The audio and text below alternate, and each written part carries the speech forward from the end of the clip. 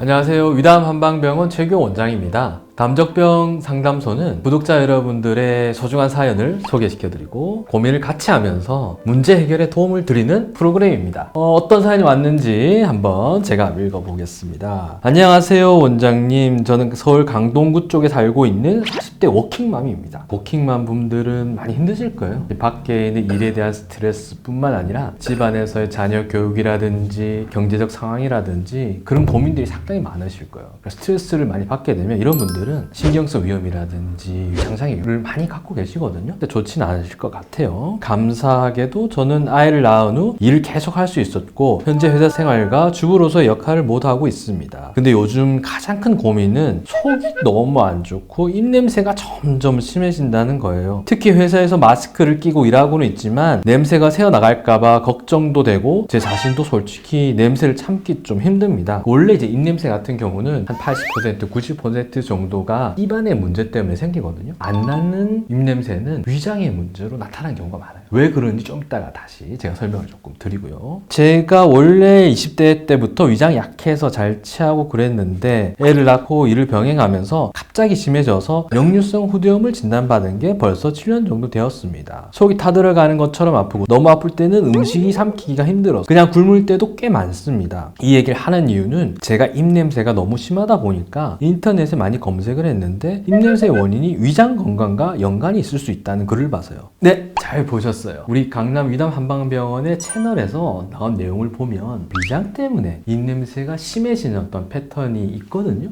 그걸 아마 보신 것 같아요. 제가 설명을 조금 드리면 여기 위장이에요. 식도가 연결돼 있죠. 여기 위식도 관략근이라는 게 있어요. 원래 얘가 쪼여져야 산이고 음식물이고 가스고 냄새가 안 올라와요. 그런데 어떤 이유인지는 모르겠지만 이게 잘 쪼여주지 못하면 산이 올라와서 가슴이 쓰리다든지 목에 걸려있는 느낌이라든지 아니면 냄새나 가스가 올라와서 트림이 꺽꺽꺽 냄새가 심해지는 경우들이 있어요. 그래서 혹시 7년간 묵혀놓은 역류성 후두염을 치료하면 입냄새도 함께 없어질 수 있을까요? 사람들하고 얘기도 좀 당당히 하고 싶어요. 속도 좀 편해졌으면 좋겠고요. 저 방법이 있을까요?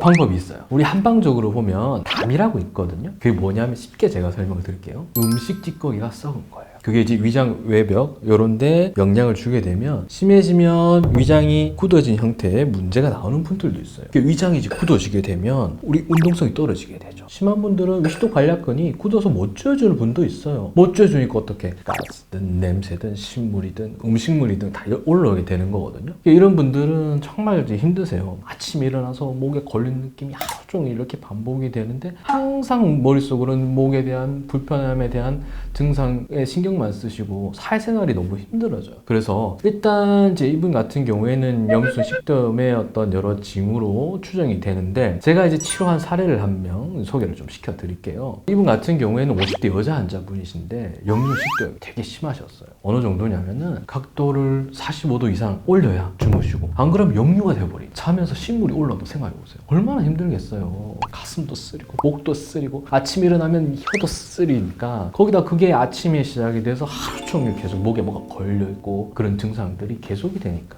이분 같은 경우에는 위장이 굳어진 패턴이 있었고 실제 이제 굳어진 패턴을 풀기 위해서는 약물로 여기 독소를 이제 빼는 작업 그 다음에 물리적인 방법으로 밖에서 편안하게 누워서 이제 풀어버리는 작업을 해요. 그럼 위장이 이제 부드러워지고 그 위식도 관략근도 부드러워지면서 잘 쪼이게 되니까 역류가 안 되는 식으로. 그래서 지금 이분 같은 경우에는 약간 좀 이제 세워서 이제 주무시긴 하지만 증상이 너무 편해지셔가지고 이제 살만하다 이런 표현을 하셨던 분이세요. 근데 이제 이런 식으로 치료를 제때 이제 하지 않게 되면 어떤 불편한 증상뿐만 아니라 역류가 되면서 식도가 자극이 돼버리니까 식도가 협착이 된다, 좁아진다든지 아니면 이제 발의 식도 같은 암 바로 전 단계의 세포 변형까지 나타날 수 있어요. 그래서 방치하지 마시고 이런 징후가 있을 때는 빨리 이제 전문가 상담을 또 하시는 게 좋으세요. 그래서 이런 것들이 생기지 않게 하려면 위식도 관략근이 이완되지 않게 하는 음식들 드시기. 예를 들어서 커피 카페인이라든지 오렌지 주스 아니면 초콜릿 같은 음식들은 드시면 안 되겠죠. 그 다음에 두 번째로는 우리가 과식, 급식, 폭식 같은 걸 하게 되면 배가 그득해지죠. 배에 압력이 차면 어떻게 되겠어요? 위식도 관략근이 열리게 되니까 역류도 잘 돼요. 그런 것들을 이제 조심하셔야 됩니다.